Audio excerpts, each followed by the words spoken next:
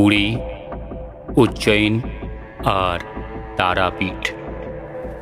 এই তিন ধর্মক্ষেত্র থেকে মাথা তুলবে তিন মূর্তিমান শয়তান। অষ্টগ্রহ সমন্বয়। এমন এক অশুভ সময় যখন সৌরমণ্ডলের ৮টি গ্রহ একই সরল লেখায় এসে যায়। তন্ত্রমতে এই সময়ে তিন জগতের আভ্যন্তরীণ পথ হয় সবচেয়ে সুগম। ঠিক এই সময়ে মিলন হবে তিন অপশক্তির। শুরু হবে ধ্বংসলীলা। যেতে থাকবে মানুষের প্রাণ। কে দাঁড়াবে এই বিপুল শক্তিধর অপশক্তির সামনে? কার ক্ষমতা হবে তার সমতুল্য হয়ে তার বিনাশ করার? আসুন বন্ধুরা, বেঙ্গলি স্টোরি স্টেশন আজ আপনাদের নিয়ে যেতে চলেছে এক অন্য ভয়ঙ্কর পুরীতে। শোনাতে চলেছে তরুণ সাহিত্যিক অভিক রায়ের কলমে ঘিদ্রা সিরিজের রক্ত জল করা প্রথম গল্প প্রার্থনা। গল্প পাঠে আমি তন্ময়। শুরু হচ্ছে আজকের গল্প প্রার্থনা।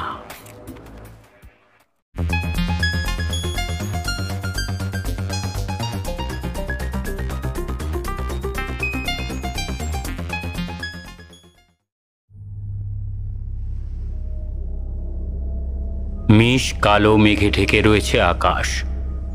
শহরের রাজপথের আলো এত দূরে আসে না। রাত দুপ্রহর পেরিয়ে গেছে। গভীর রাতে ঘুমে ডুবে রয়েছে পুরী শহর। বালিয়াড়ির পেছনে চাঁদের মতো বেঁকে গেছে সমুদ্র। কুচকুচে কালো অথই জলরাশি গর্জন করে একের পর এক ঢেউ ভেঙে চলেছে ভেজা বালির ওপরে। নোনা হাওয়ায় পেছনের ঝাউবনের মাথাগুলো আছাড় খাচ্ছে ডান দিক থেকে বামে। সমুদ্রের পাড় থেকে যত দূর চোখ যায় শুধু ঢেউ খেলানো বালি। উত্তর দিকে বহু দূরে শহরের রাজপথ। নির্জন সমুদ্র তটে হাওয়ার শব্দ আর ঢেউয়ের গর্জন ছাপিয়ে একটা শব্দ এক টানা হয়ে চলেছে। ঝড়ে ভেঙে পড়া শুকিয়ে যাওয়া একটা ঝাউ গাছের গুড়ির পাশে জনাদশেক লোক জড়ো হয়েছে। অন্ধকারে কারোর মুখ পরিষ্কার দেখা যায় না। তাদের চাপা ফিসফিসে স্বরে কথাবার্তা ঢেউয়ের শব্দ পেরিয়ে একে অপরের বেশি কারোর কানে পৌঁছনো প্রায় অসম্ভব। মানব বলয়ের মাঝে একজন নিচু ছোট একটা বেলচা মতন যন্ত্র দিয়ে উপুর হয়ে বালি খুঁড়ে যাচ্ছে, এক মনে নির্বাকভাবে। সৈকত থেকে বহু দূরে সাগরের মাঝামাঝি আকাশ ফালি হয়ে বিদ্যুৎ ঝলসে উঠল। তার কর্কশ শব্দ কানে আসতেই একে একে মানব বলয়ের সকলে একে অপরের হাত ধরতে লাগল। গর্তের চারপাশে ছোট হয়ে এলো বৃত্ত। যে বালি খুঁড়ছিল সে কিন্তু গর্তের বাইরে উঠে এলো না। তার খোঁড়া গর্তের মধ্যে দাঁড়িয়েই গায়ে চাপানো ময়লা জোব্বার ভেতর থেকে বালি মাখা দুটো রিক্ত হাত সামনের দিকে এগিয়ে দিল। বলয়ে দাঁড়ানো একজন বুকের কাছ থেকে বের করল ঢাকনা দেয়া একটা বড় সড়ো কালচে পাথরের পাত্র। পাত্রটির দর্শন পেতেই গর্তের মধ্যে দাঁড়ানো ব্যক্তির মুখের অভিব্যক্তির পরিবর্তন এই অন্ধকারেও স্পষ্ট বোঝা গেল। চকচক করে উঠল ক্লান্ত দুটো চোখ। পাত্রটি তার বাড়ানো হাতের উপর রাখা মাত্রই যেন তার সর্বাঙ্গে শিহরণ খেলে গেল। পাত্রটিকে বুকে জড়িয়ে ধরল সে। এবার একসাথে গোঙানির মতো শুরু করে দুর্বোধ্য ভাষায় সকলে সমবেত মন্ত্রোচ্চারণ আরম্ভ করল। সকলের গলা একসাথে উঠছে, নামছে। সে মন্ত্রের একটা শব্দ আলাদা করে বোঝার উপায় নেই, কিন্তু তার ঝংকারে যেন সাগরের উথাল পাথাল আরো কয়েক গুণ বেড়ে গেল। বলয়ের মধ্যমণি পাত্রটি বুকে জড়ানো অবস্থাতেই এবার ধীরে ধীরে তার নিজের খোঁড়া গর্তের মধ্যে শুয়ে পড়ল। ঠান্ডা বালিতে এলিয়ে দিল নিজের শরীর। বেড়ে গেল মন্ত্রোচ্চারণের দমকা। হঠাৎ জঙ্গলের বুক চিরে উত্তাল হাওয়ার দমকা এসে আছড়ে পড়ল সমুদ্র সৈকতে, যেন এক ঝটকায় উড়িয়ে নিয়ে গিয়ে ফেলবে সবাইকে। আকাশ বাতাস বালির মেঘে ঢেকে গেল। হাত ধরে দাঁড়িয়ে থাকা মানব বলয় কিন্তু এতটুকু নড়ল না। এই বিভৎস তুফানের মধ্যে গলা ফাটিয়ে চলতে থাকলো মন্ত্রোচ্চারণ। শুয়ে থাকা ব্যক্তির দেহের ওপর একটু একটু করে বাড়তে লাগলো বালির আস্তরণ। ঢেকে যেতে লাগলো গর্ত। পিঠ, কোমর, গলা, গাল, শরীরের প্রত্যেকটা অঙ্গ চলে যেতে লাগলো বালির তলায়। বলয়ের সকলের নজর গর্তের দিকে। কেউ তাকে টেনে তোলার চেষ্টা করছে না। সকলের মুখে যেন এক পৈশাচিক উল্লাস আর উত্তেজনা।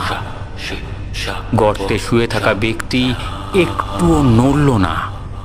কোনো এক ভয়াল অহং যেন তাকে বারবার বুঝিয়ে চলেছে যে তার মৃত্যু বীরের মৃত্যু।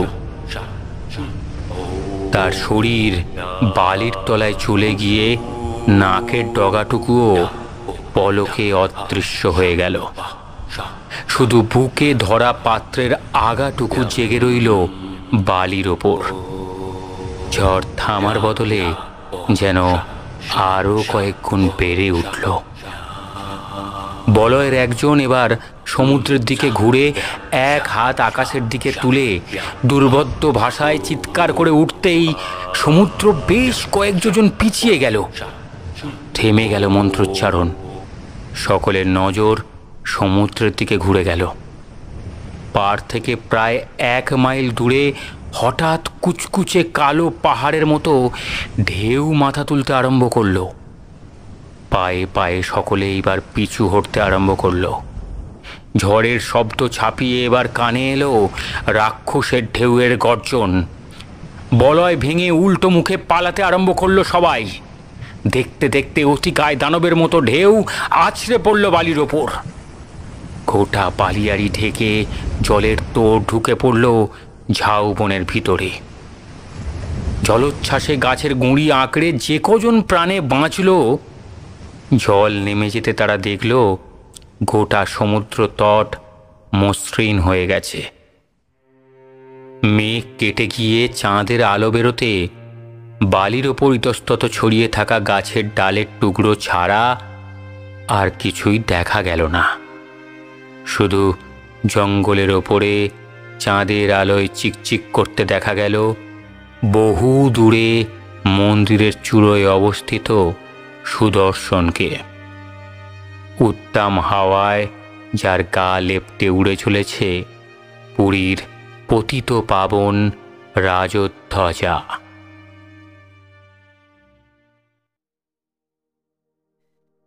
জগন্নাথের নবকলেবর এই বছর অনুষ্ঠিত হচ্ছে দীর্ঘ 24 বছর পর। সেই উপলক্ষে রথের 1 সপ্তাহ আগে পুরীতে এসে উপস্থিত হল কৃপা সিন্ধু। পথে একজন বাঙালি ভ্রমণ কাহিনীকারের সাথে তার আলাপ হয়েছিল। ভদ্রলোক বললেন ওনার শৈশব খুর্দায় কেটেছে, কাজেই উনি উড়িয়া পড়তে এবং বলতে বেশ সক্ষম। ভদ্রলোক কৃপার ব্যাপারে অনেক কথা জানতে চেয়েছিলেন। নবকলেবর সম্পর্কে সে কি জানে, তার শৈশব কোথায় কেটেছে, এত অল্প বয়সে কেন সে সংসার ত্যাগী হয়েছে, এইসব। কৃপা বরাবরই নতুন মানুষের সাথে বার্তালাপ করতে ভালোবাসে, কাজেই একটুও বিরক্ত না হয়ে ভদ্রলোককে নিজের ব্যাপারে সমস্ত সে বলেছিল। কিভাবে টানাটানির সংসারের 4 ভাই বোনের সবচেয়ে ছোট হওয়া সত্ত্বেও সে 12 ক্লাস অবধি পড়াশোনা করে, কিভাবে কলকাতা ইস্কনের প্রভু চিন্ময়ানন্দের সাথে তার সাক্ষাৎ হয়, কিভাবে তিনি কৃপাকে সন্ন্যাস নিতে উদ্বুদ্ধ করেন, কিভাবে মাত্র 18 বছর বয়সে দীক্ষা নিয়ে পরিবার ত্যাগ করে, কিভাবে আজ 3.5 বছর ইস্কনের সেবায়িত হয়ে সে সাত্ত্বিক জীবন কাটিয়ে চলেছে। কৃপা ভদ্রলোককে এও বলল যে গতবারের মতো এবারের নবকলেবর অষ্টগ্রহ সমন্বয়ে অনুষ্ঠিত হচ্ছে, অর্থাৎ যখন সৌরমণ্ডলের যে কোনো 8টি গ্রহ এক সমান্তরালে এসে যায়। গত নবকলেবরও কাকতালীয়ভাবে অষ্টগ্রহ সমন্বয়ে অনুষ্ঠিত হয়েছিল, তবে তখন কৃপা জন্মায়নি। 24 বছর অন্তর 2 বার অষ্টগ্রহ সমন্বয় সত্যিই বড় আশ্চর্যের, কারণ এমনটা আবার নাকি 2512 সালে হবে। নব অর্থে নতুন, কলেবর অর্থে শরীর, দুয়ে মিলে নব কলেবর।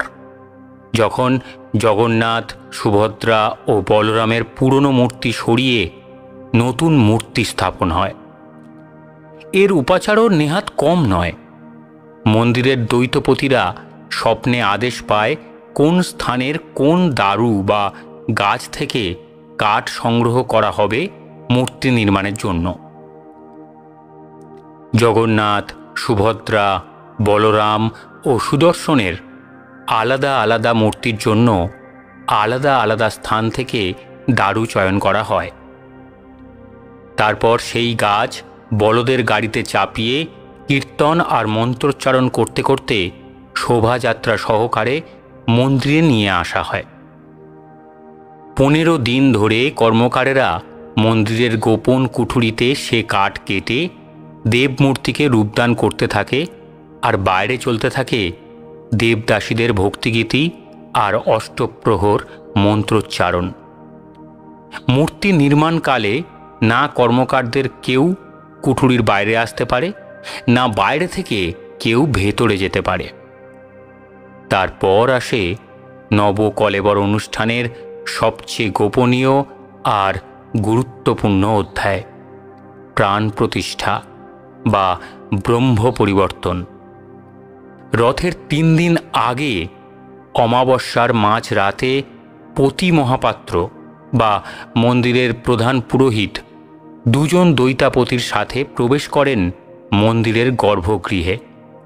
পুরনো মূর্তি এবং নতুন মূর্তিকে দাঁড় করানো হয় মুখোমুখি। গর্ভগৃহের সমস্ত দরজা বন্ধ করে দেয়া হয়, আটকে ফেলা হয় অন্য সমস্ত জানলা বা ঘুলঘুলি, নিভিয়ে ফেলা হয় ভেতরের সমস্ত আলো। 3 জন বেঁধে ফেলেন নিজেদের চোখ। বাইরে চলতে থাকে বৈদিক মন্ত্রপাঠ।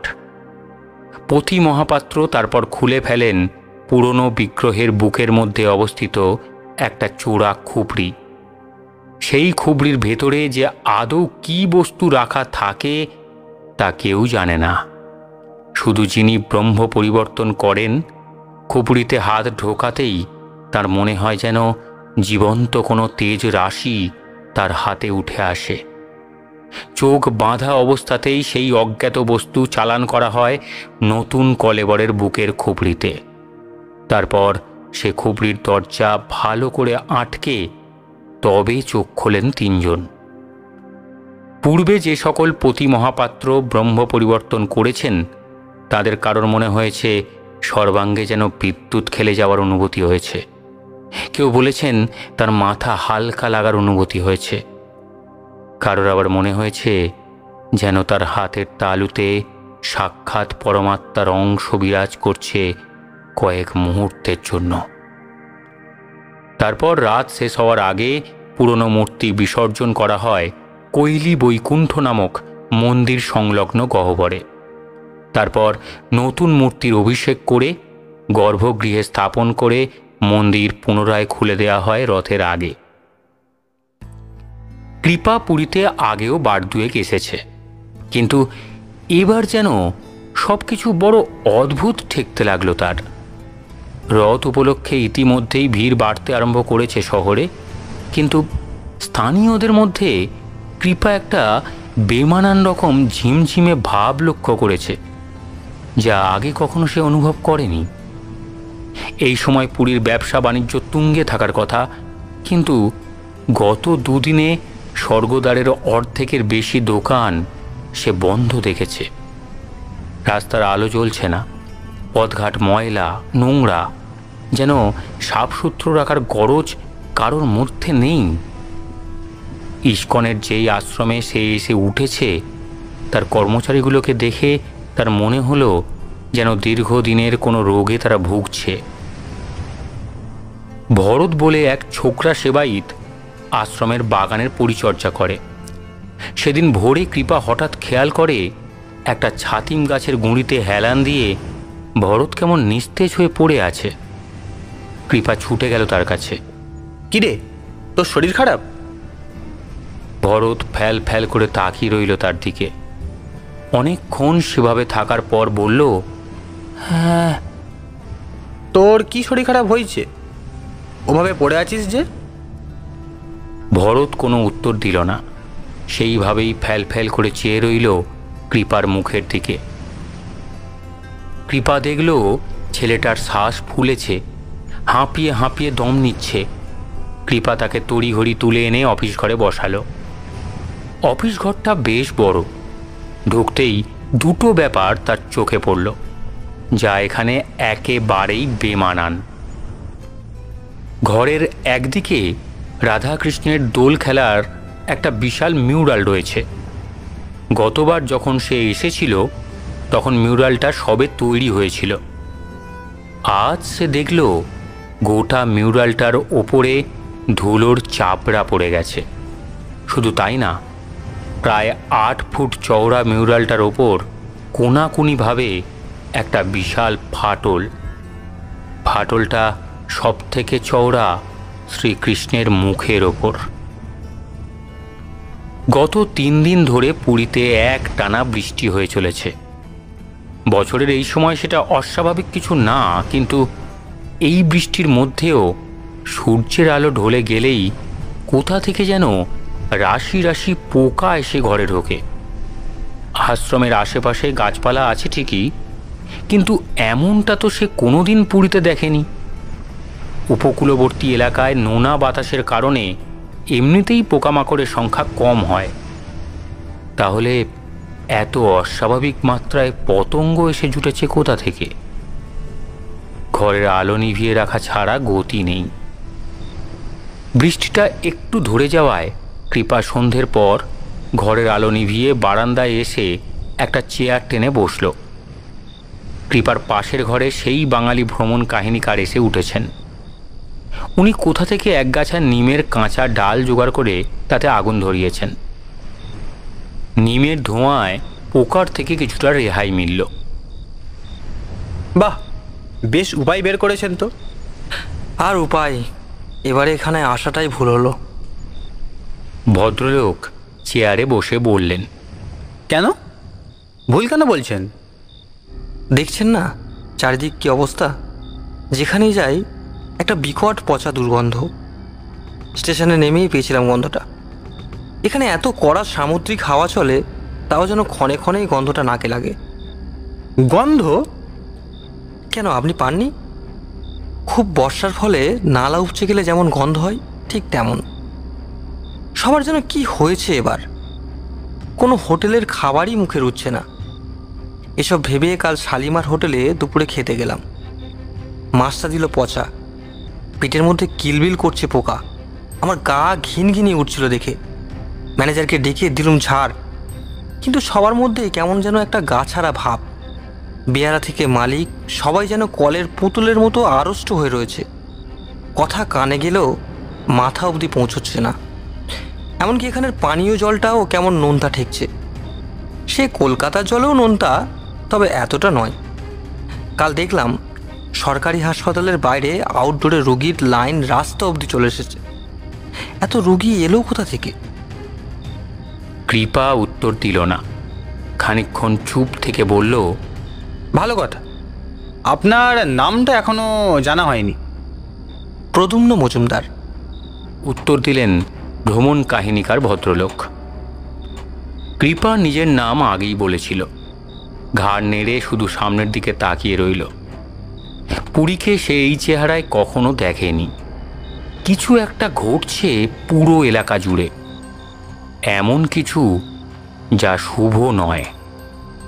বাতাসের দমকে লেগে থাকা গন্ধে, স্যাঁতস্যাঁতে সন্ধ্যের অন্ধকারে, মানুষের ফ্যালফ্যালে চাহনিতে, সব কিছুতে সেই অশুভের আভাস সে পেয়েছে।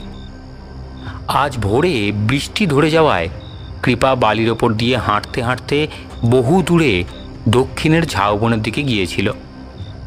একসাথে একটা গোটা ঝাউবন যে এইভাবে নেতিয়ে যেতে পারে তা না দেখলে বিশ্বাস করা যায় না।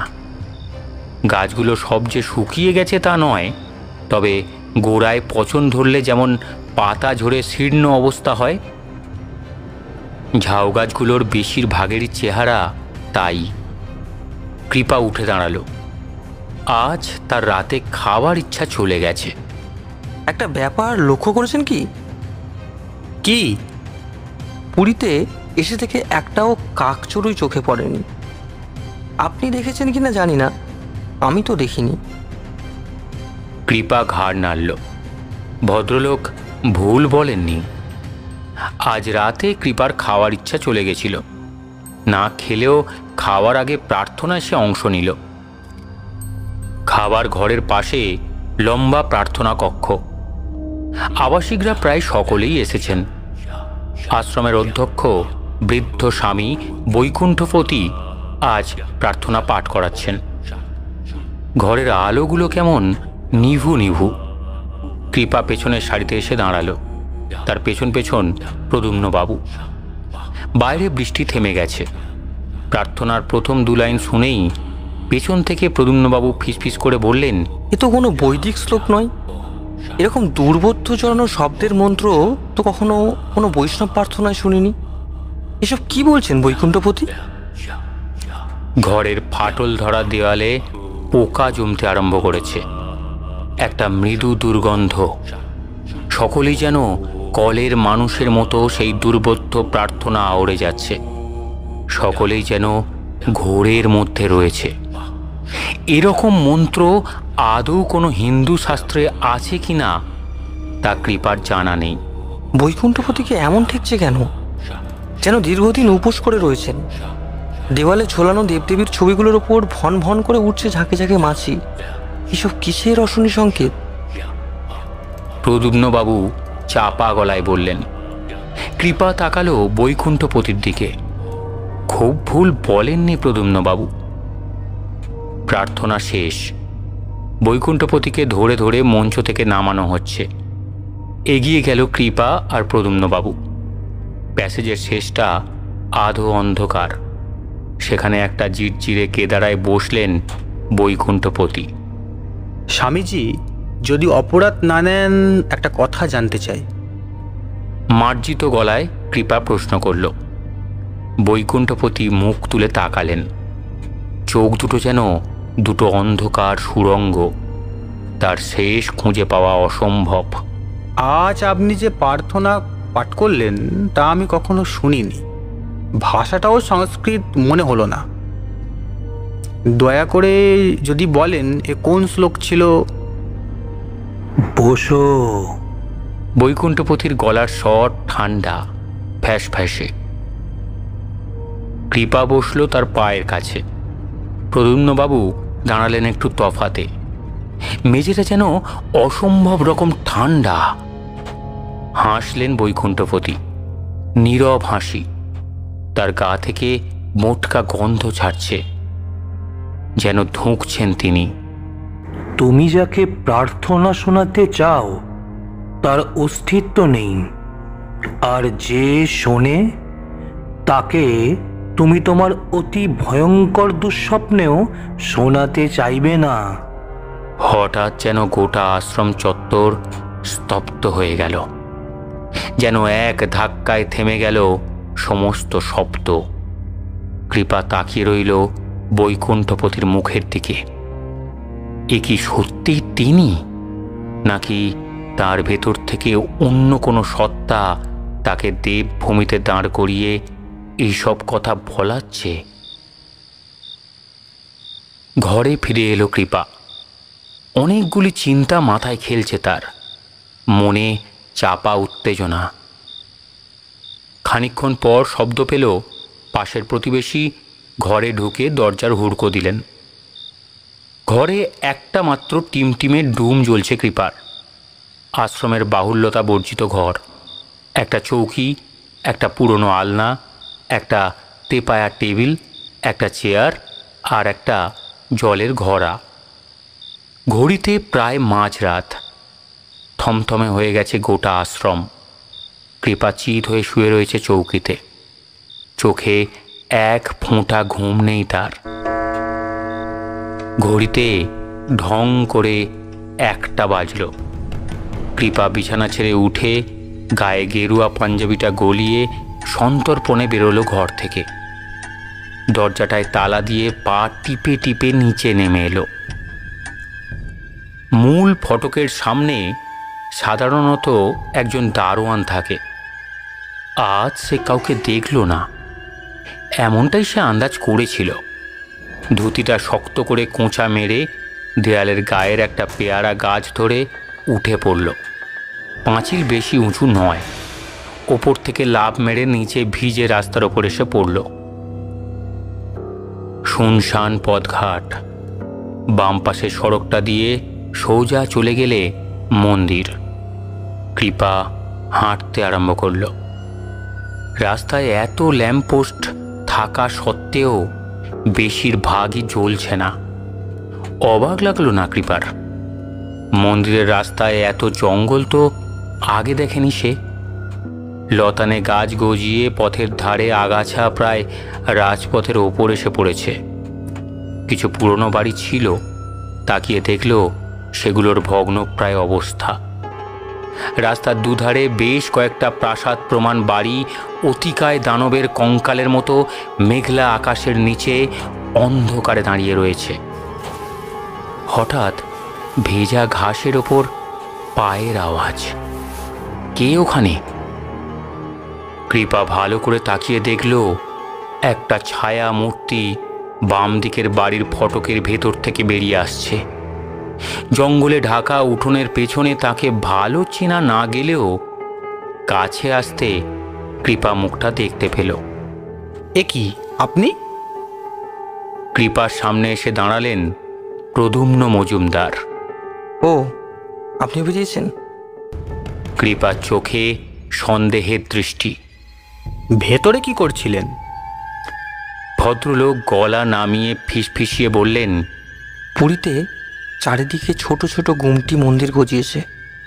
অন্ধগলির শেষে বনের কিনারে পথচলতি মানুষের চোখের আড়ালে গজিয়ে উঠেছে ছত্রাকের মতো। কৃপা খানিকক্ষণ ভদ্রলোকের মুখের দিকে তাকিয়ে থেকে বলল, ধর্মীয় স্থানে মন্দির থাকবে, এতে ক্ষতি কি? এ মন্দির সে মন্দির না মশাই। এর বিগ্রহ আপনি চিনতে পারবেন না, এর উপাচারের সাথে আপনি পরিচিত নন, এর প্রার্থনা আপনি বুঝতে পারবেন না। সবই যেন কেমন অদ্ভুত, উগ্র, অশুভ। দূরে কোথাও মেঘের গর্জন শোনা গেল। অশুভ? কৃপার গলা ধরে এলো। আসুন, দেখে যান। ভদ্রলোক কৃপাকে নিয়ে দেয়ালের ফাটল দিয়ে ঢুকে গেলেন। বাড়ির ভেতরটা ঘুটঘুটে অন্ধকার।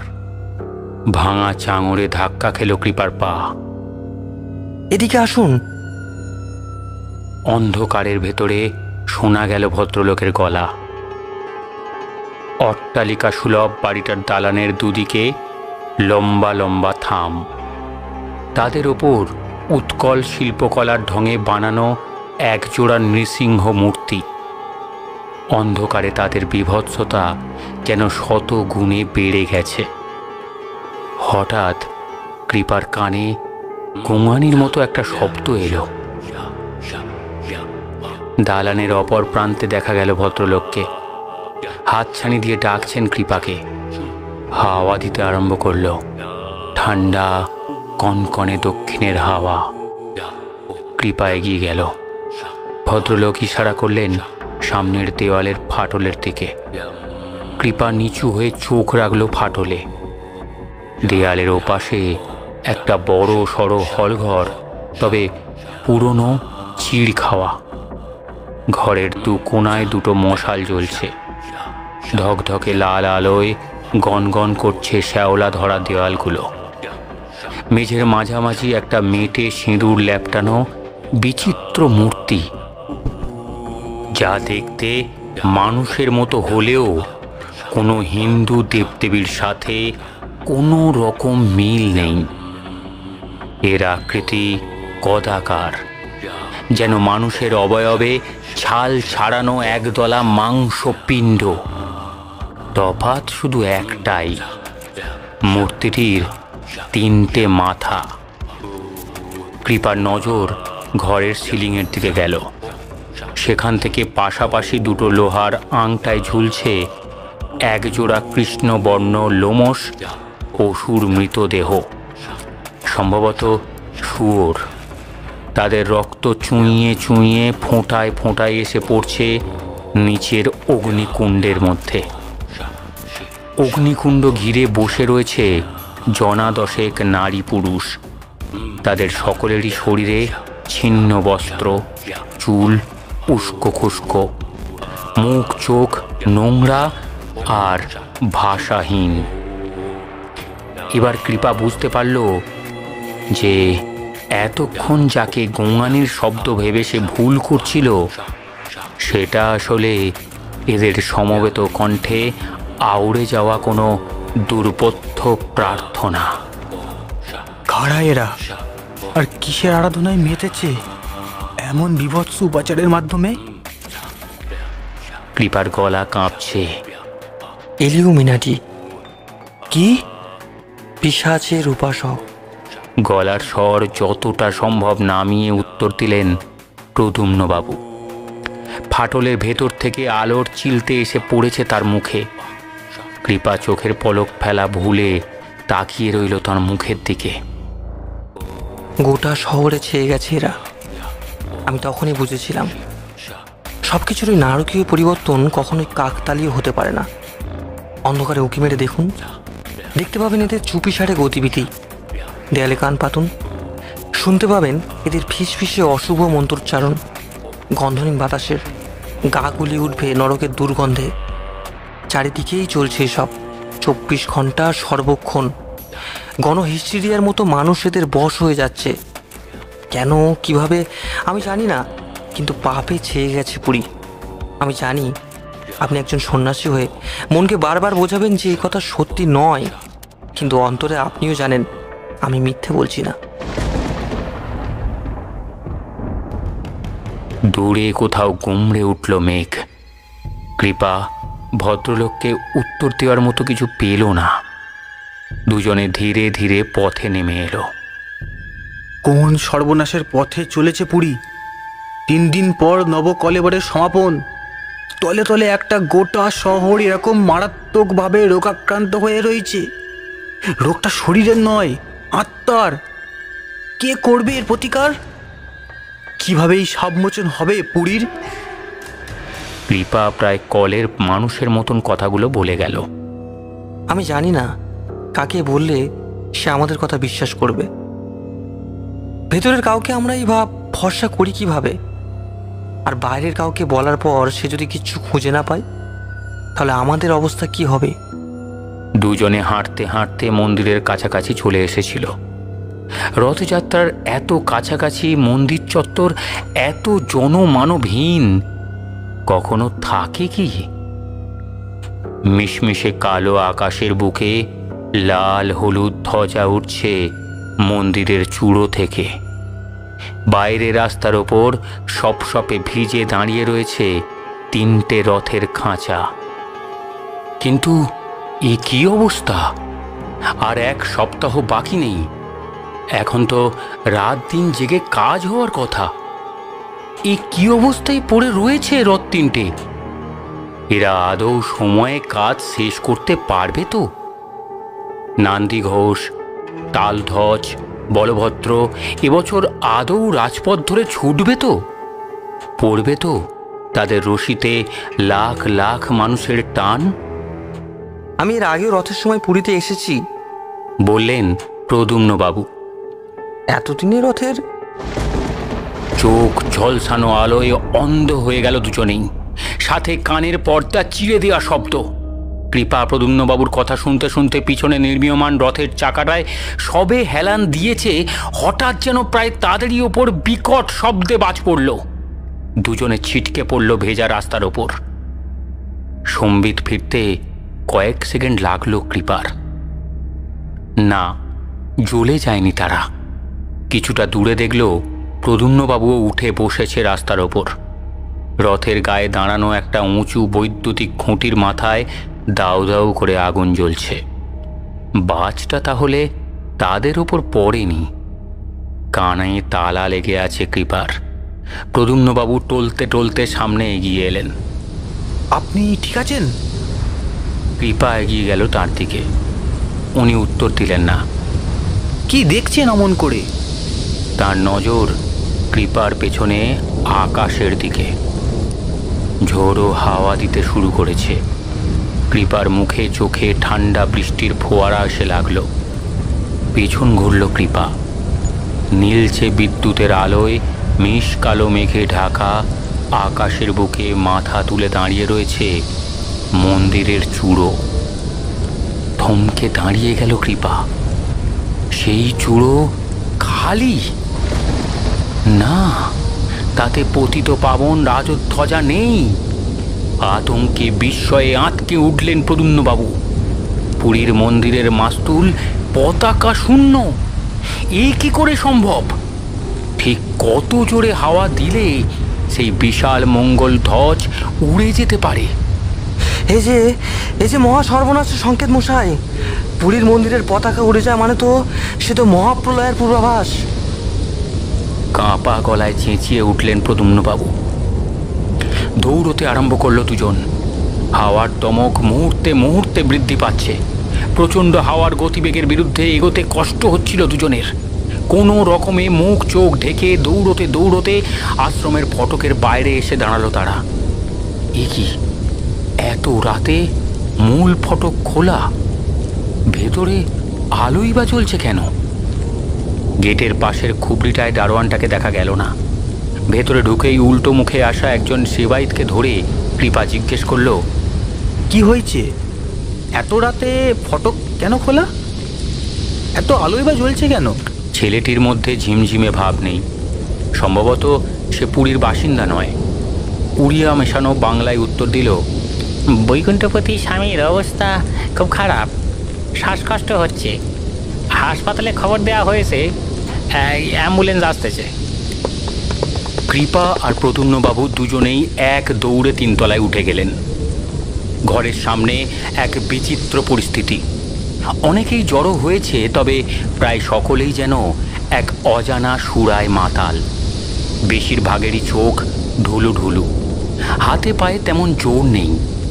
ঘরের ভেতর পালঙ্কে শুয়ে আছেন বৈকুণ্ঠপতি। চোখ বন্ধ, শ্বাস ফুলে গেছে। কৃপারা ঘরে ঢুকতে উনি চোখ মেলে চাইলেন। খানিকক্ষণ অপলক দৃষ্টিতে চেয়ে রইলেন কৃপার দিকে। তারপর হঠাৎ ফুঁপিয়ে কেঁদে উঠলেন। প্রদ্যুম্নবাবু কেমন যেন হকচকিয়ে গেলেন। বৈকুণ্ঠপতি হাত তুলে ইশারায় কৃপাকে পাশে বসতে বললেন। কৃপা বসল। বৈকুণ্ঠপতি এবার ইশারা করলেন বাকি সকলকে বাইরে চলে যাওয়ার জন্য। আমি তাহলে বাইরে দাঁড়াচ্ছি বলে প্রদ্যুম্নবাবু হাঁটা লাগাচ্ছিলেন। কৃপা হাত দেখালো, আপনি থাকুন। ঘর খালি হলে বৈকুণ্ঠপতি চিঁচি করে কিছু একটা বলতে চেষ্টা করলেন। কৃপা খানিকটা ঝুঁকে পড়ে ওনার মুখের কাছে কান নিয়ে গেল। কৃপার চোখ কুঁচকে গেছে। প্রদ্যুম্নবাবু এগিয়ে এসে দাঁড়ালেন বৈকুণ্ঠপতির শিয়রের কাছে। শ্বাস একটু স্বাভাবিক হলে বৈকুণ্ঠপতি বলতে আরম্ভ করলেন, এই প্রথম এত বছর পর নবকলেবর অনুষ্ঠিত হয়েছে। প্রায় 22 বছর। 24। পাশ থেকে প্রদ্যুম্নবাবু বলে উঠলেন। কৃপা ইশারায় থামিয়ে দিল তাকে। এখনো মনে আছে শেষ যেবার নবকলেবর হয়, দৈতাপতিদের মধ্যে দ্বন্দ্ব বাধে পতি মহাপাত্রের সাথে ব্রহ্ম পরিবর্তন করতে যাওয়া নিয়ে। দেবতাকে নিয়ে যখন মানুষ ভাগাভাগি আরম্ভ করে নিজের দর বাড়ানোর জন্য, তখন তার থেকে জন্ম নেয় পাপ। লক্ষণ ভট্ট নামে জগন্নাথের একজন একনিষ্ঠ ভক্ত ছিল। তখন কতই বা বয়স তার, বছর 17 হবে। তার বাবা মন্দিরের ভাঁড়ারের মহাপ্রসাদের দায়িত্বে ছিল। চিরকাল জগন্নাথ স্বামীর সেবা করে গেছেন, ছেলেও হয়েছিল তাই। খেলাধুলোর বয়স থেকে সে এসে মন্দিরে পড়ে থাকত। সন্ধেবেলা ভাগবত পাঠ করত।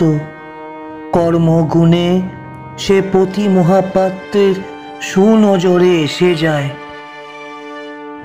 দৈতাপতিদের মধ্যে সে সহজেই নিজের জায়গা করে নেয়। সেবার প্রথম ব্রহ্ম পরিবর্তনে লক্ষণ যাওয়ার সুযোগ পায় পতি মহাপাত্রের সাথে। তার খুশিতে বাঁধ ভেঙে যায়। কিন্তু প্রভুর বোধহয় ইচ্ছে অন্যরকম ছিল।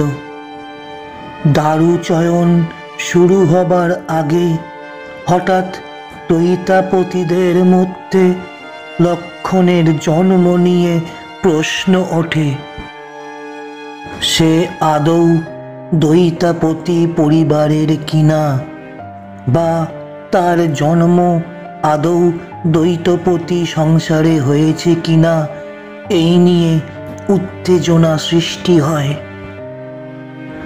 তার বাবা দৈতাপতি হলেও তার মা ছিল চণ্ডাল। একথা এতদিন লুকিয়ে থাকলেও তখন হঠাৎ বেরিয়ে পড়ে। তার মায়ের গোপন সত্য বার হতেই এক ধাক্কায় সবাই লক্ষণের বিরুদ্ধে চলে গেল। সে এতদিন প্রভুর কাজ, মন্দিরের অশুচি করেছে এমন কথাও বলতে লাগলো সবাই। সে গিয়ে মহাপাত্রের হাতে পায়ে ধরল, তাকে প্রভুর এই কৃপা থেকে বঞ্চিত না করার জন্য। জগন্নাথ স্বামীর ব্রহ্ম পরিবর্তন সে কি কম সম্মানের? কিন্তু তিনিও ছেলেটার পাশে দাঁড়ালেন না। ওনার মনে কি ছিল নারায়ণ জানেন, কিন্তু সমগ্র মন্দির সম্প্রদায়ের বিরুদ্ধাচরণ করার সাহস তার হলো না। লক্ষণকে মন্দিরের কাজকর্ম থেকে চিরকালের মতো নির্বাসিত তো করাই হলো, সাথে তার মরা বাপের এহেন নিষিদ্ধ প্রেম নিয়েও লোকে অকথ্য টিপ্পণী করতে লাগলো। জলে চলে গেল তার সারা জীবনের ভক্তি আর পরিশ্রম।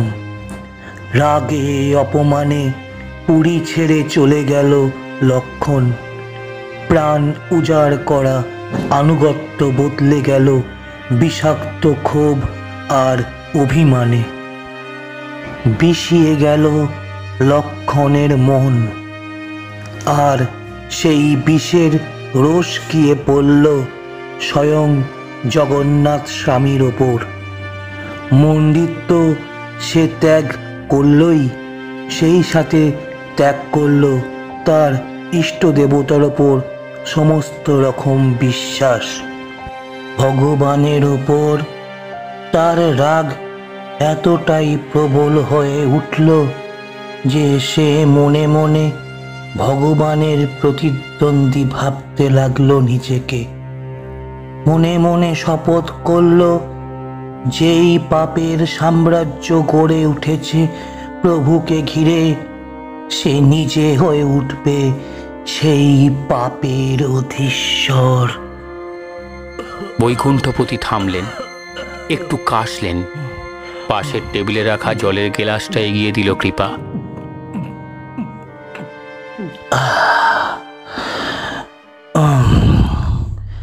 ভক্তের ভক্তিতে যখন গ্রহণ লাগে, তখন আড়ালে বসে তৃপ্তির হাসি হাসে শয়তান। কারণ ভালোবাসা যতটা গভীর হয়, তার থেকে জন্ম নেওয়া জিঘাংসাও হয় ঠিক ততটাই ভয়ানক। লক্ষণ আবারও আরাধনা শুরু করলো, তবে এবার মহাপিশাচের। ধর্মীয় রীতি ভুলে মেতে উঠল উদ্দাম পিশাচতন্ত্রে। যেই গুটি কতক মানুষ তার পক্ষে ছিল, তাদের নিয়ে শুরু করলো পিশাচ সাধনা। তারপর এলো সেই অভিশপ্ত রাত, যেই রাতে শেষ ব্রহ্ম পরিবর্তন হয় পুরীতে। সমুদ্রের ধারে শুরু হয় তাদের নিজেদের ডাকিনী বিদ্যায় লক্ষণের নিজের ব্রহ্ম পরিবর্তন। মহাপিশাচের যজ্ঞের ছাই নিজের বুকের সাথে আঁকড়ে ধরে এই পুরীর সমুদ্র তটে সে নিজেকে পুঁতে ফেলে, এই আশায় যে তার আত্মা কয়েদ থাকবে ওই যজ্ঞের ছাইতে।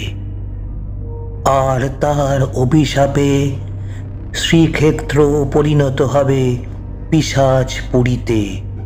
এখানে কেউ দেবতার পুজো করবে না, কারোর জীবনে ঔজ্জ্বল্য থাকবে না। ব্যাধিতে গ্রাস করবে পুরীর প্রত্যেকটি মানুষকে। মানুষ ঐশ্বরিক আরাধনা ছেড়ে পৈশাচিক উপাচারে ব্রতী হবে। সেই রাতেই প্রবল জলোচ্ছ্বাস টেনে নিয়ে যায় লক্ষণের সাথীদের। যে হাতে গোনা কয়েকজন বেঁচে ছিল, তারাই এই পাপের বীজ বপন করতে আরম্ভ করে পুরীর মানুষের মনে। থামলেন বৈকুণ্ঠপতি। তার চোখের কোল বেয়ে জল গড়িয়ে পড়ছে। ঘরে পিন পড়া নিস্তব্ধতা, শুধু বাইরের ঝড়ের শব্দ শোনা যাচ্ছে। প্রদ্যুম্নবাবু কাঠ হয়ে দেয়ালের সাথে হেলান দিয়ে দাঁড়িয়ে রয়েছেন। কৃপা লম্বা একটা শ্বাস টেনে নিয়ে বলল, এসব আপনি জানলেন কি করে?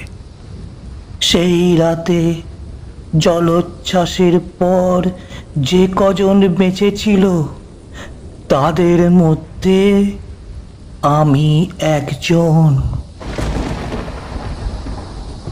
হঠাৎ যেন ঘরের অক্সিজেন কমে গেল। গলাটা শুকিয়ে এলো প্রদ্যুম্নবাবুর। কৃপার মনে পড়ে গেল আজ সন্ধ্যার প্রার্থনার কথা। তবে আমি ভুল করেছিলাম বাছা, খুব ভুল। তোমায় ভুল বুঝিয়েছিলাম। তিনি আছেন, সর্বক্ষেত্রে আছেন, সবার মধ্যে আছেন। না হলে সেদিন আচমকা ওরকম জলোচ্ছ্বাস হতো না। তিনি যেন বারবার আমায় বলছেন আমি আমি আমি ভুল পথে চলেছি, তার প্রতি অভিমান করে সৃষ্টির সর্বনাশ করতে চেয়েছি। এই এই অনুতাপ, উফ, এই অনুতাপ। শ্বাস চড়ে গেল বৈকুণ্ঠপতির।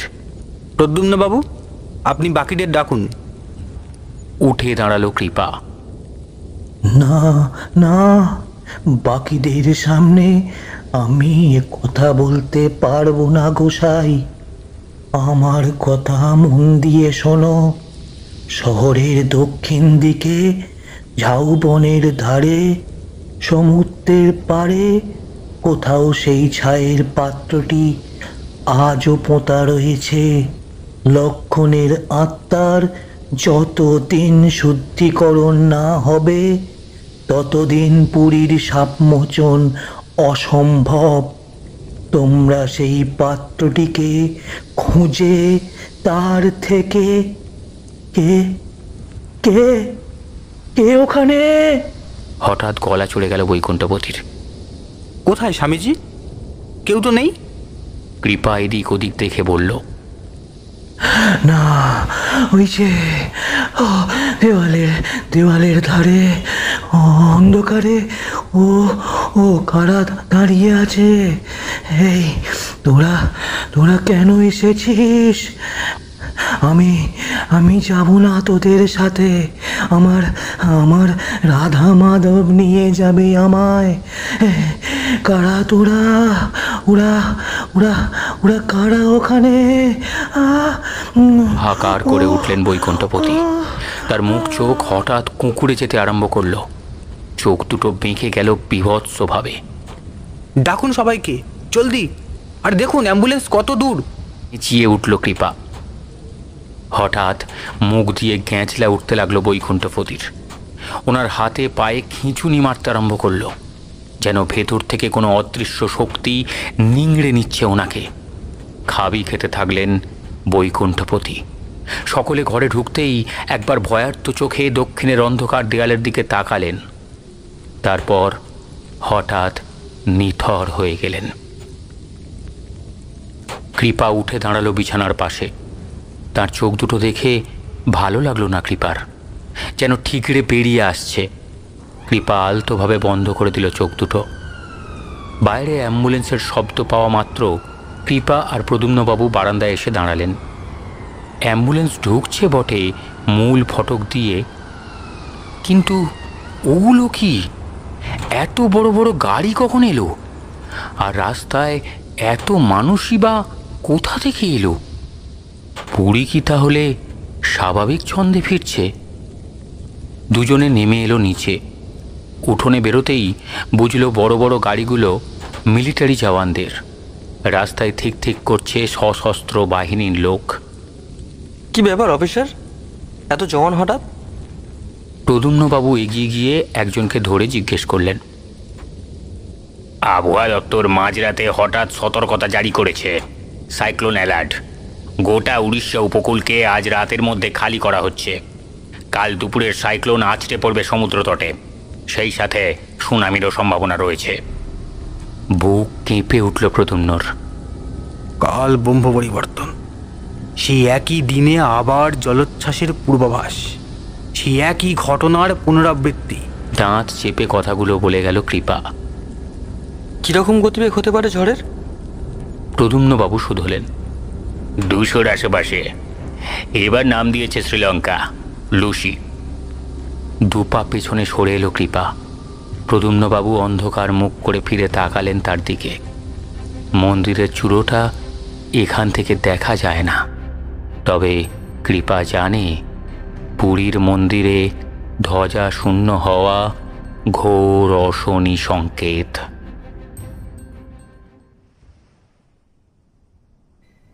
ভোরের আলো ফোটার পর বৈকুণ্ঠপতিকে দাহ করা হলো স্বর্গদ্বারে। মাঝখানে ঘণ্টা দুয়েক বিশ্রাম পেয়েছিল কৃপা আর প্রদ্যুম্নবাবু।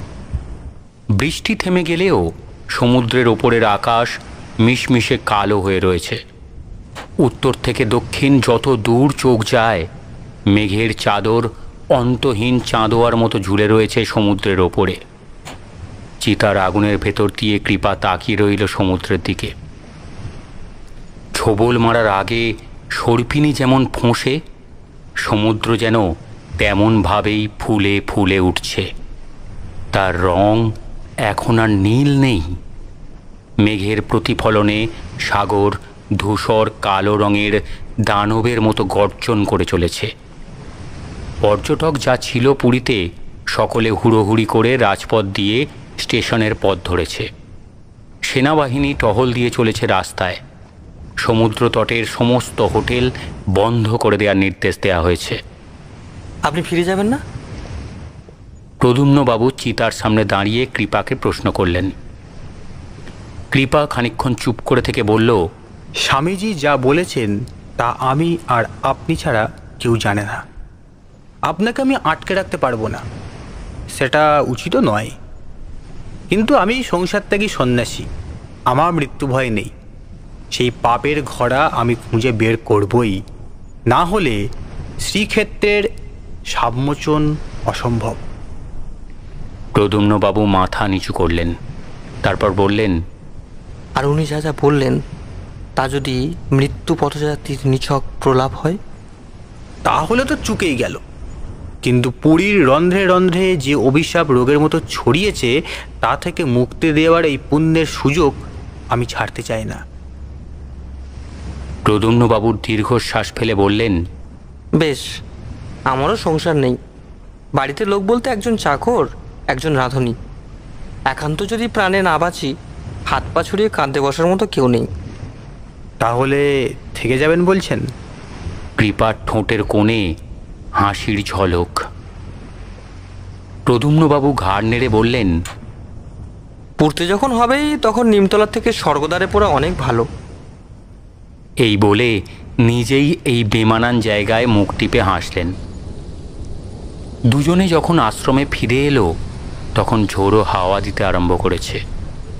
আশ্রমে ঢুকতেই দুজনে বুঝতে পারল আশ্রম খাঁ খাঁ ফাঁকা। সকলে কি তাহলে পালিয়েছে?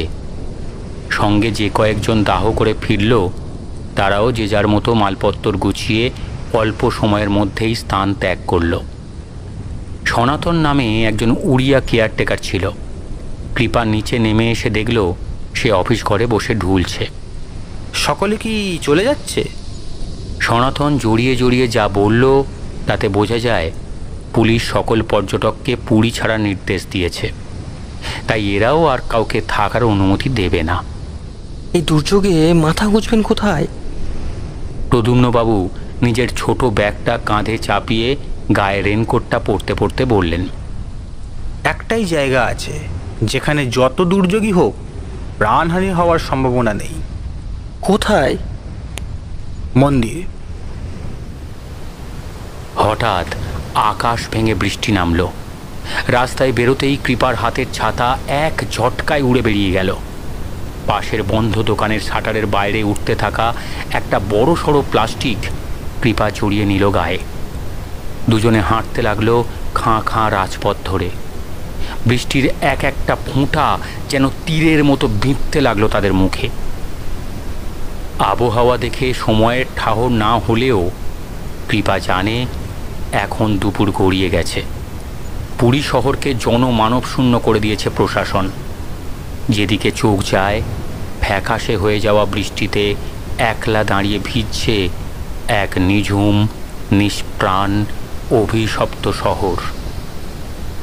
মন্দিরের সামনে ঝড়ের ঝাপটায় দাঁড়িয়ে ঠক ঠক করে কাঁপছে তিনটে অসমাপ্ত রথ। তাদের বিশাল চাকাগুলো থেকে থেকে এমনভাবে থরথরিয়ে উঠছে যেন এখনই চূর্ণ বিচূর্ণ হয়ে ছড়িয়ে পড়বে বৃষ্টি ভেজা রাজপথে। কৃপা আর প্রদ্যুম্নবাবু দাঁড়ালেন না। ক্লান্ত শরীরটাকে টেনে তুললেন কয়েকশো সিঁড়ি বেয়ে ওপরে। মন্দিরের চাতালের পাশে সার দিয়ে পাথরের ছোট ছোট খুপড়ি। এগুলো আসলে সবই কোনো না কোনো দেবদেবীর পূজার বেদি। একে কাল প্রায় সারা রাত জাগা, তারপর আজ ভোর থেকে প্রায় কিছুই খাওয়া হয়নি।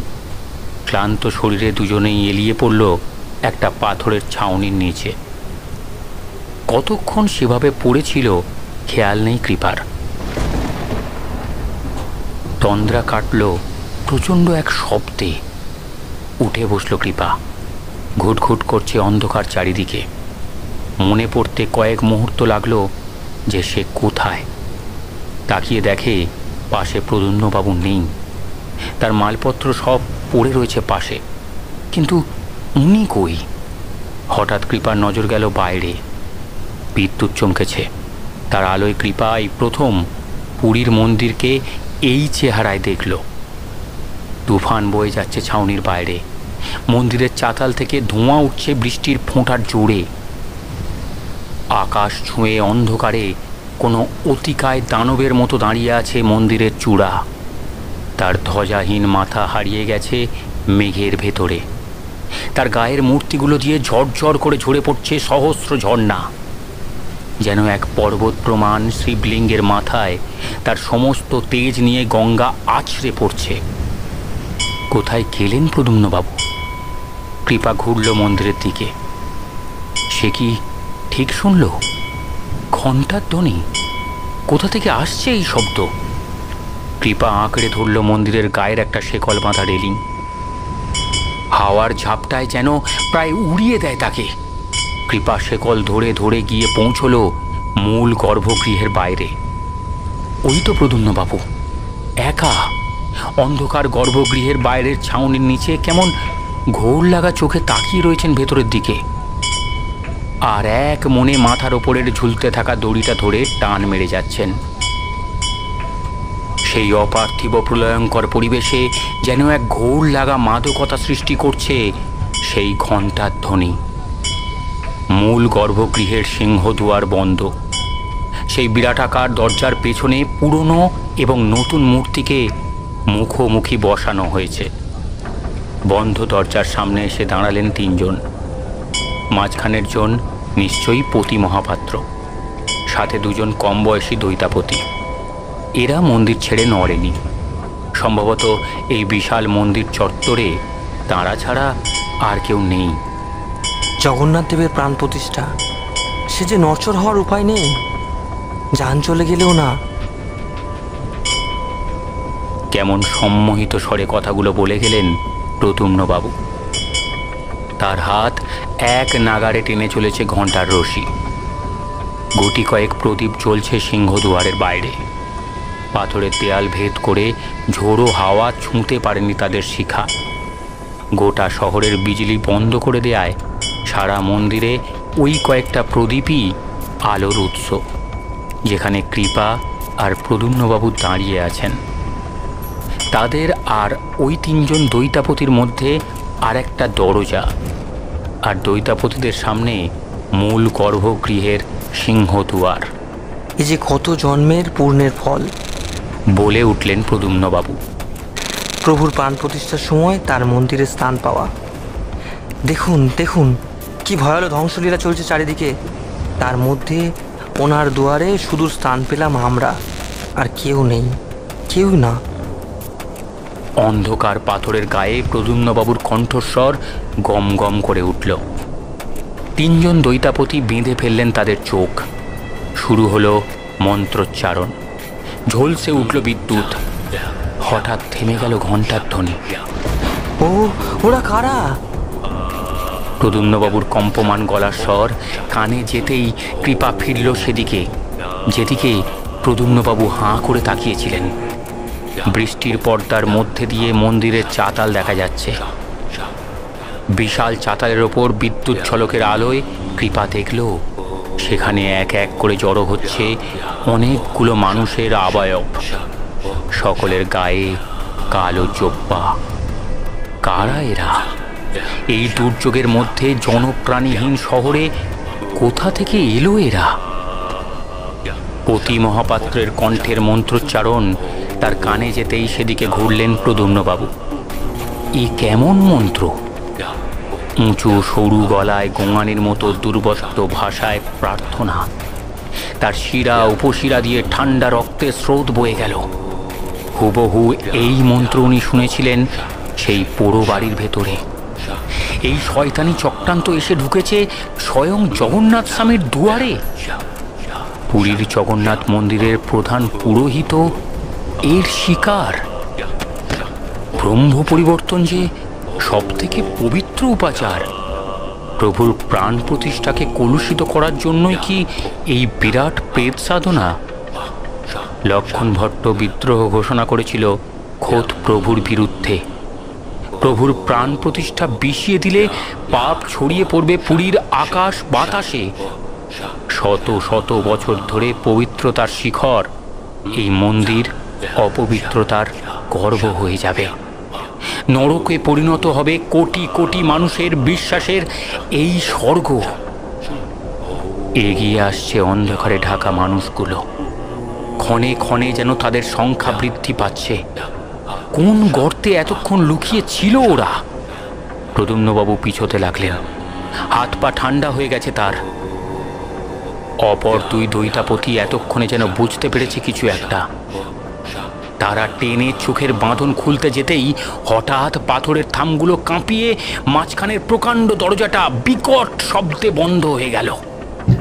ব্যাস, যেটুকু প্রদীপের আলো ভেতর থেকে আসছিল সেইটুকু আটকে গিয়ে মিশমিশে কালো হয়ে গেল চারিদিক। প্রদ্যুম্নবাবু পেছোতে পেছোতে পিছনের দরজায় পিঠ ঠেকে গেল তার।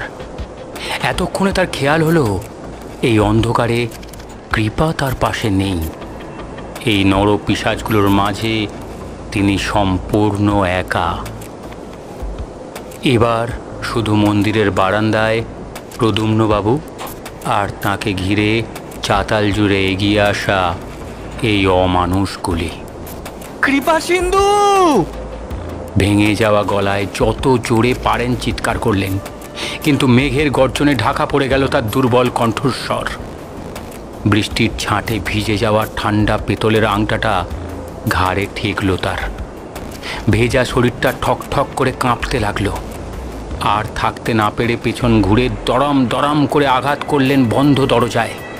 পেতলের পাত দিয়ে ঢাকা বিরাট দরজাগুলো সামান্য নড়ল না পর্যন্ত। সামনের ওগুলো কি জীবিত মানুষ, নাকি মানুষের শরীরে ভর করে থাকা শয়তান? তাদের শরীরগুলো যেন জমাট বাঁধা অন্ধকারে গড়া। এই প্রচণ্ড তুফানেও তাদের শরীর এতটুকু এদিক ওদিক হচ্ছে না।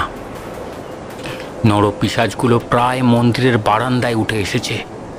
প্রদ্যুম্নবাবু দেয়ালে পিঠ দিয়ে ঠক ঠক করে কাঁপতে কাঁপতে নারায়ণকে ডাকতে লাগলেন। হঠাৎ যেন পেছনের দরজাটা একটু নড়ে উঠল। কয়েক মুহূর্ত পর তার বিশাল কয়রা দুটো ঝনঝন করে দুলে উঠল। প্রদ্যুম্নবাবু ছিটকে সরে এলেন দুহাত।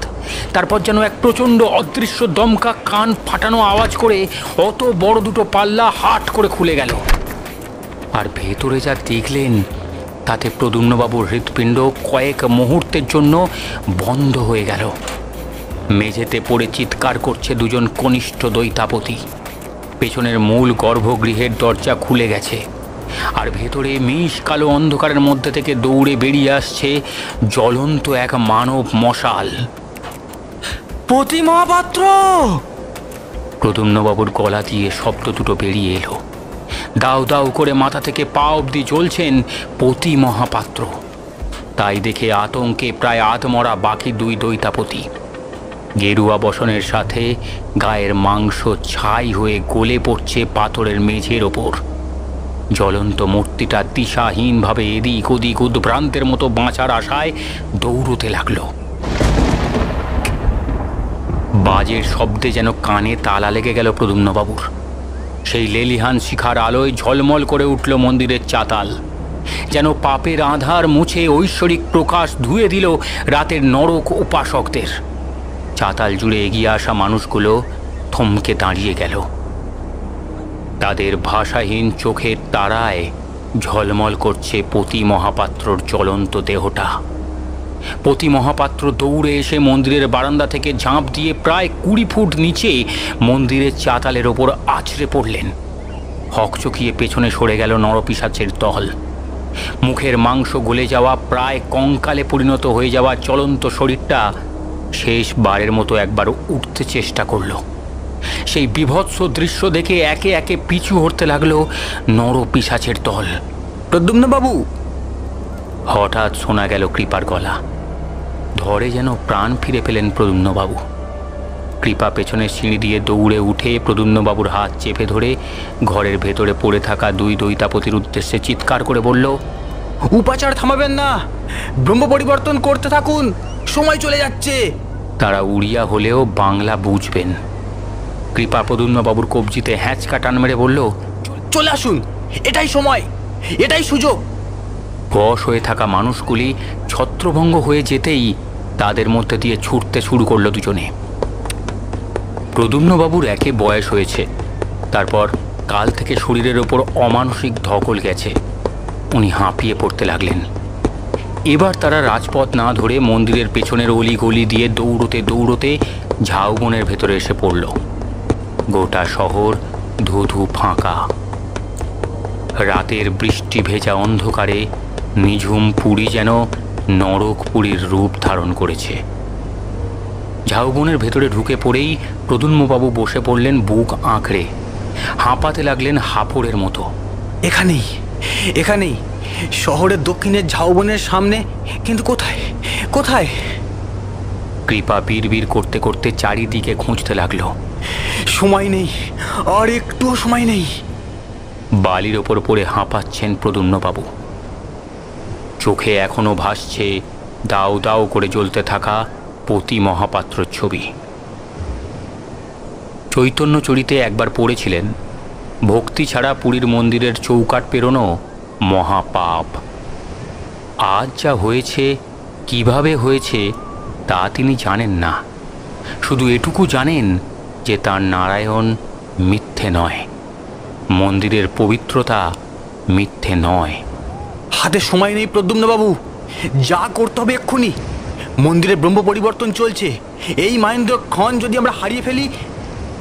হাঁপাতে হাঁপাতে এদিক ওদিক দেখতে লাগলো কৃপা।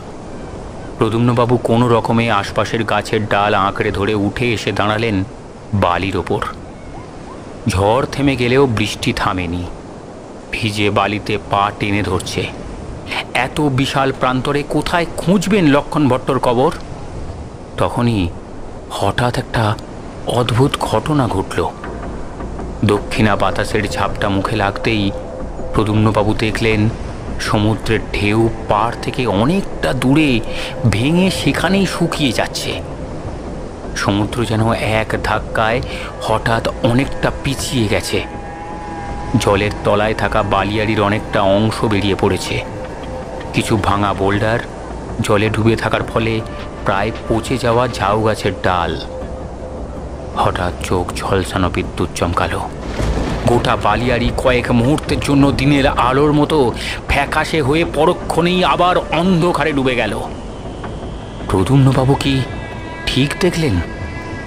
জল সরে গিয়ে ভেজা বালির ওপর জেগে থাকা গাছের ডালের ওপর লম্বা উজ্জ্বল হলুদ রঙের ওটা কি?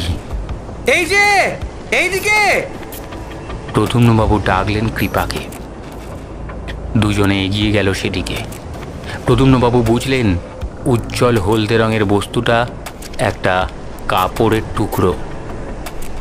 টেনে সেটা ডালের থেকে ছাড়াতেই কাপড়ের বাকি অংশটা বালির তলা থেকে উপড়ে বেরিয়ে এলো। প্রদ্যুম্নবাবুর হাত কাঁপতে লাগলো, সারা শরীরে খেলে গেল বৈদ্যুতিক শিহরণ। প্রায় 20 হাত লম্বা ত্রিভুজাকার কাপড়টার মাঝখানে জলজল করছে টকটকে লাল চন্দ্রবিন্দুর নিশান। মন্দিরের উড়ে যাওয়া পতিত পাবন ধ্বজা। রাতের অন্ধকারে এই ধ্বজা ঠিক তাঁদেরই হাতে ধরা দিল, তাও সাগর সরে গিয়ে। এখানেই হবে। প্রদ্যুম্নবাবু উত্তেজিত হয়ে বললেন, চলুন চলুন খুঁড়ি। দুজনে দুটো শক্ত ছুঁচলো ডাল জোগাড় করে ভিজে বালি খুঁড়তে লাগলো। 1 ফুট, 2 ফুট, 3 ফুট। এক সময় জল উঠে এলো বালির ভেতর দিয়ে। তারপর হঠাৎ যেন কিছু একটা ভাঙার শব্দ। দুজনে মুখ চাওয়াচাই করলেন। কৃপা হাত ঢোকালো ভেতরে। বালি সরাতেই তলা থেকে বেরিয়ে এলো ভাঙা পাঁজরের টুকরো। বালি আর একটু সরাতেই দেখা গেল তালগোল পাকানো একটা নর কঙ্কালের হাতের হাড়গুলো পেঁচিয়ে ধরে রেখেছে কালো হয়ে যাওয়া সামুদ্রিক আগাছা জন্মে যাওয়া একটা কালো পাথরের ঢাকনা দেয়া পাত্রকে। কৃপা টেনে বার করে আনলো পাত্রটাকে। তারপর গায়ের জোরে একটা হ্যাঁচকা টান মারতেই ঢাকনাটা উপড়ে চলে আসলো। ভেতরে কি আছে তা অন্ধকারে বোঝা না গেলেও পাত্রটির ওজন বলে দিচ্ছে যে সেটি খালি নয়। কৃপা পাত্রটাকে দুহাতে তুলে ধরল। তারপর পায়ের কাছে যেখানে ঢেউ ভাঙা জল এসে বালিতে মিশে যাচ্ছে সেখানে উপুর করে দিল। ভেতর থেকে ধুলোর মতন অনেকটা পরিমাণ কালচে গুঁড়ো হাওয়ায় মিশে অদৃশ্য হয়ে গেল। প্রদ্যুম্নবাবুর হঠাৎ যেন মনে হলো পায়ের তলার বালি সরে যাচ্ছে, যেন পুরো প্রান্তরের বালি কেউ টেনে সমুদ্রের দিকে নিয়ে যেতে চাইছে। প্রদ্যুম্নবাবু তাকালেন কৃপার দিকে। কৃপার মাথার পেছনে প্রায় 20 হাত উঁচু হয়ে কালো পাহাড়ের মতো উত্তাল জলরাশি ছুটে আসছে তাঁদের দিকে। কৃপার হাতের পাত্রটা পড়ে গেল বালির ওপর। কৃপা কিছু বুঝে ওঠার আগেই পর্বত প্রমাণ উঁচু ঢেউটা আছড়ে পড়ল তাদের ওপর। প্রদ্যুম্নবাবু প্রায় উড়ে গিয়ে ছিটকে ঢুকে গেলেন ঝাউবনের ভেতরে। জলের তোড়ে চোখের সামনে প্রকাণ্ড প্রকাণ্ড গাছগুলো পাটকাঠির মতো ভেঙে ভেঙে আছড়ে পড়তে লাগলো জলের ওপর। প্রদ্যুম্নবাবু কোনো রকমে আঁকড়ে ধরলেন একটা ঝাউ গাছের গুঁড়ি, কিন্তু পরক্ষণেই জলে ভেসে আসা একটা মোটা ডাল সপাটে এসে বাড়ি মারল তার পাঁজরে। কিছু বুঝে ওঠার আগেই চারিদিক অন্ধকার হয়ে গেল তার। নির্জন বালিয়াড়ির ভেতর জলের তলায় নিশ্চিহ্ন হয়ে গেল লক্ষণ ভট্টর নশ্বর অবশেষ। তারই সাথে সাগরের জলে ধুয়ে গেল মহাপিশাচের যজ্ঞের ছাই। শুধু মাইল খানেক দূরে অতি মহাপাত্রর পুড়ে ছাই হয়ে যাওয়া ধোঁয়া ওঠা দেহটার পেছনে পুণ্যভূমির গর্ভগৃহে প্রথমবার জগন্নাথ, বলরাম আর সুভদ্রার প্রাণ প্রতিষ্ঠা হল দুজন তরুণ দৈতাপতির প্রাণ ভরা শ্রদ্ধা আর বুক ভরা ভক্তির বলে, কোনো পদাধিকার বলে নয়।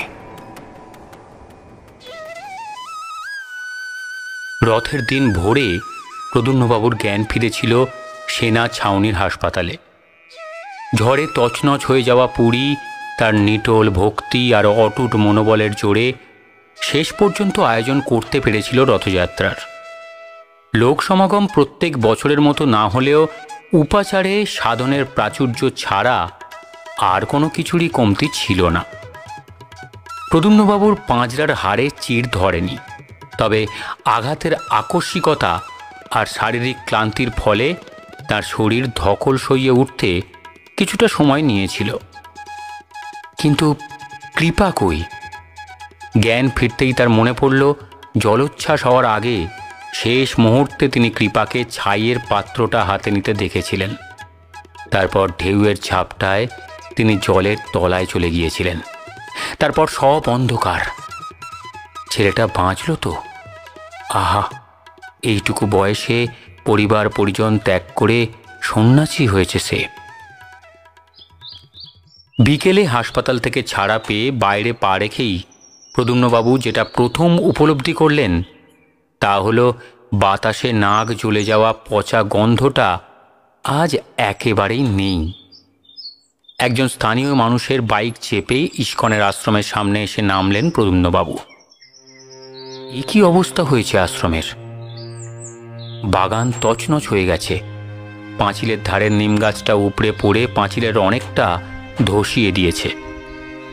অফিস ঘরে আজ সনাতন ছেলেটিই রয়েছে, কিন্তু আজ তার মধ্যে যেন একটা স্পষ্ট পরিবর্তন চোখে পড়ে। হাতে একটা ডাস্টার নিয়ে সে দেয়ালের ভাঙা মিউরালের ধুলো পরিষ্কার করছে। সেই ঝিমঝিমে ভাবটা একেবারেই উধাও। প্রদ্যুম্নবাবুর চোখে তা এড়ালো না। কৃপাসিন্ধু বলে একজন তরুণ স্বামীজি এসে এখানে ছিল বিগত কয়েকদিন। আমার পাশের ঘরটিতেই ছিল। ঝড়ের পর কি সে ফিরে এসেছে?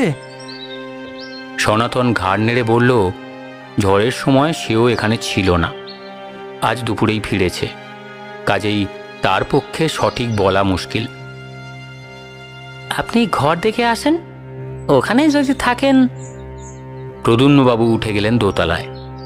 না, পরপর দুটো ঘরই ফাঁকা। তার নিজের মালপত্র যদি থেকে থাকে তাহলে মন্দিরেই কোথাও রয়েছে।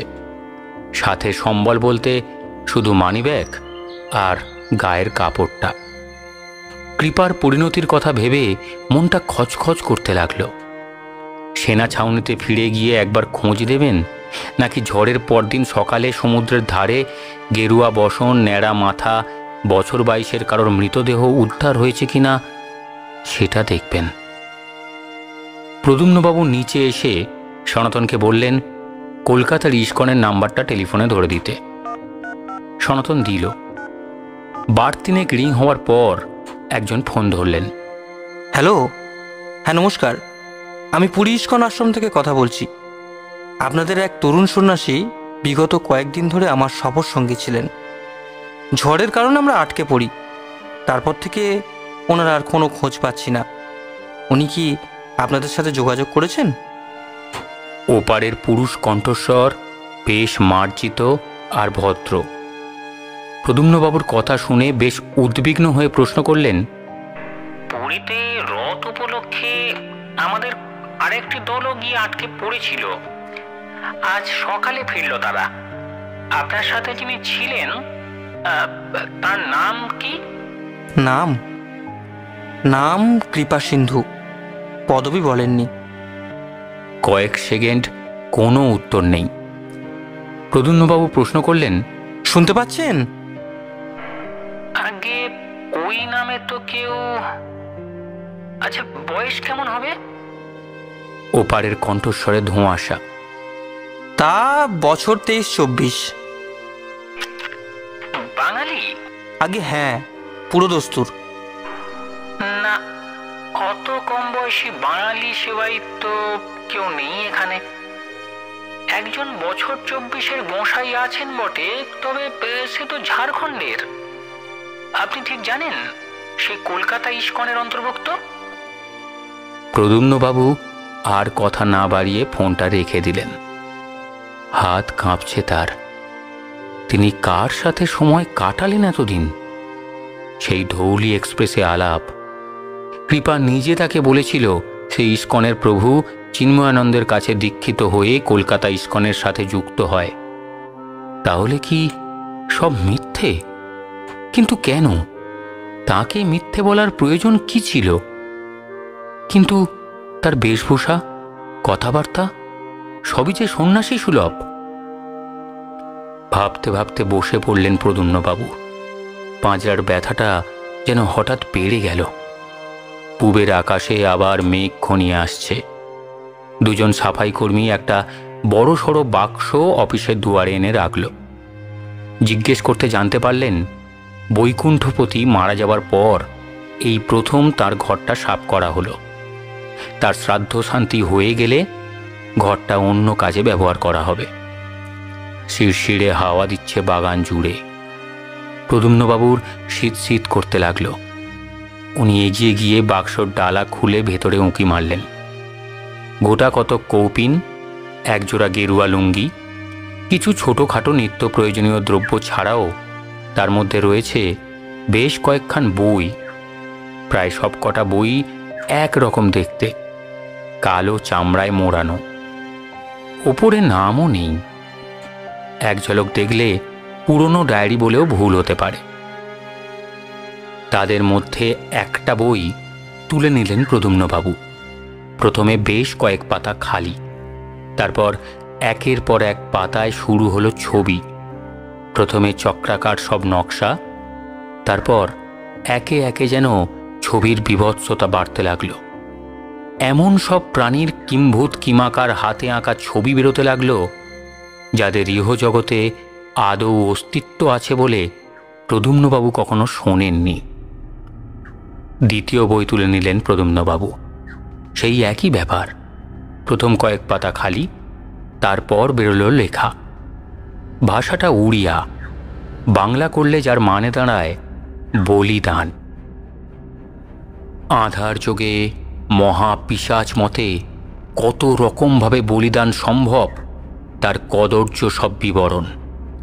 চোখের পাতা চিরে রক্ত নিবেদন, মৃত গর্ভবতী নারীর মুণ্ডচ্ছেদের পর তার গর্ভের সন্তান জীবিত নারীর গর্ভে প্রতিস্থাপন ও তার মধ্যে পুনরায় পৈশাচিক প্রাণ স্থাপন করার উপায়।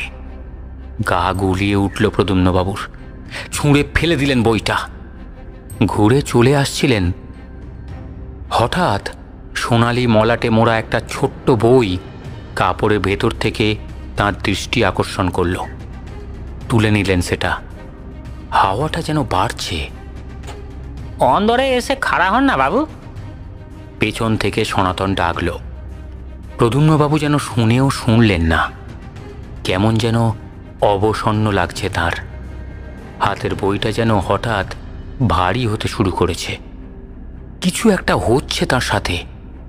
শরীরটা হঠাৎ এমন হালকা লাগছে কেন?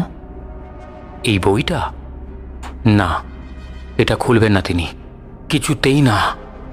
খোলো। কে কে কথা বলল? মাথা ঝাঁকালেন প্রদ্যুম্নবাবু।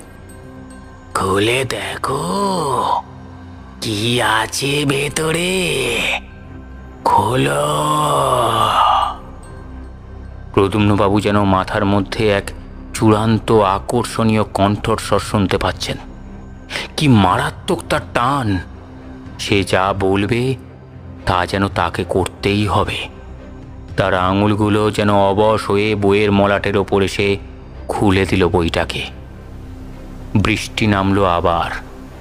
বইয়ের প্রথম পাতায় একটা ছবি। এই আকৃতিটি তিনি আগে দেখেছেন। কদাকার মনুষ্য শিশুর মতো চেহারা, শুধু একটার বদলে তিনটে মাথা। বুকের ভেতরটা যেন ভারী হয়ে আসছে তার। ভয় করছে, কিন্তু বইটা চেষ্টা করেও হাত থেকে ফেলে দিতে পারছেন না তিনি। উল্টে ফেললেন পরের পাতা। উড়িয়ায় লেখা একটা শব্দ, বাংলায় যার অর্থ মুক্তি। বইটি হাতে লেখা।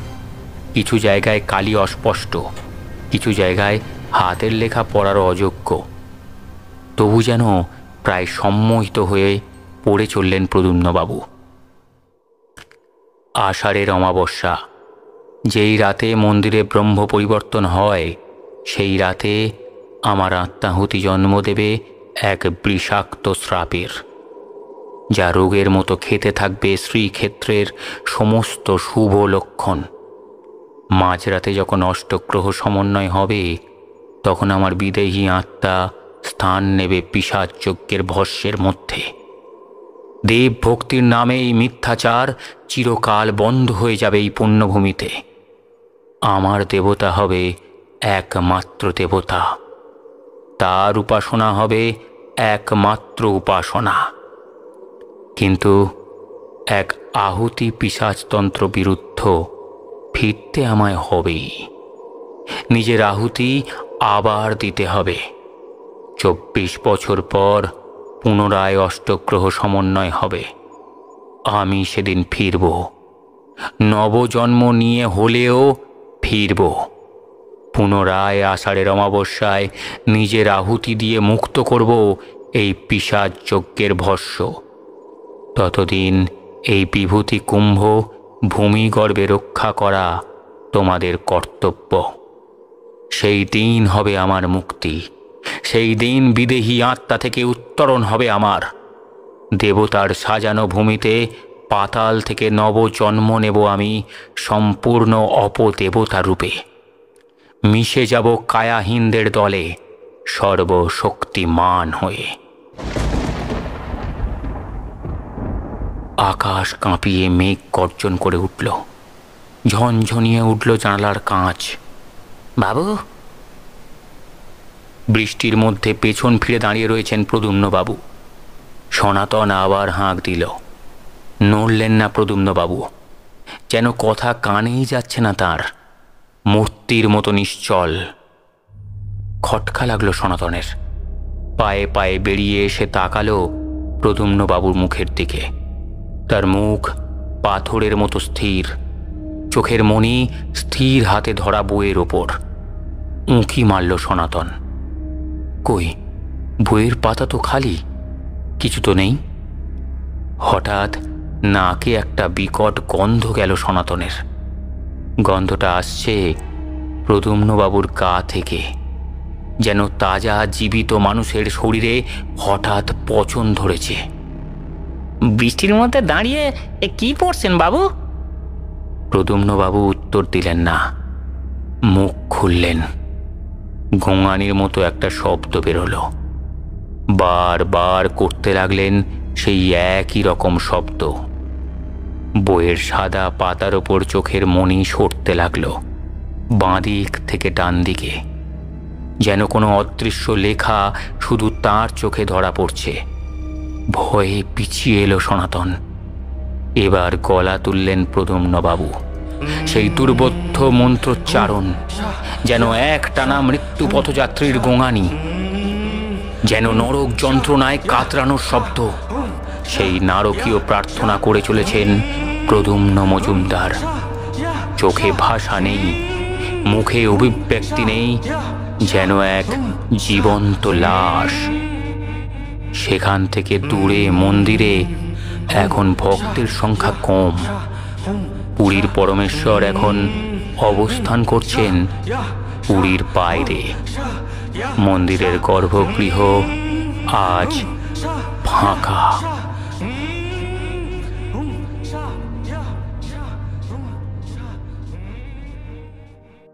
শুনছিলেন অভিক রায়ের ভয়াল ভয়ঙ্কর ঘিদ্রা সিরিজের প্রথম গল্প প্রার্থনা।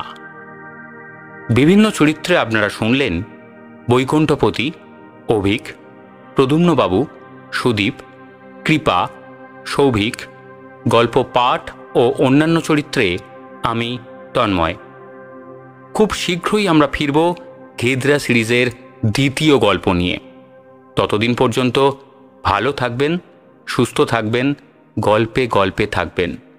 ধন্যবাদ।